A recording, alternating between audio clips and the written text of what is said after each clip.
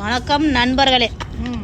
வாங்க இந்த பாருங்க, தெலுங்கானா செய்த முட்டை சட்னியா, முட்டை போட்டு நல்லா ஒரு கிரேவி மாதிரி வச்சு நம்ம அந்த கிச்சடி, தமிழ்நாடுக்காரங்க கிச்சடி காய்ச்சிக்கோங்க. தெலுங்கானா சப்பாத்தி, இது மராட்டவாடா பேசன், மராட்டவாடா பேசனு சப்பாத்தி. இந்த மாமியை பாருங்க எப்படி ரசிச்சுக்கிட்டு சாப்பிட்டுக்கிட்டு இருக்குன்னு பாருங்க மாமி. வாங்க சாப்பிட்லாம். பாருங்க, அந்த காதுக்கு செக் பண்ணல, தலையே அலசக்கூடாது 5 நாளைக்கு அப்படின்ட்டாங்க.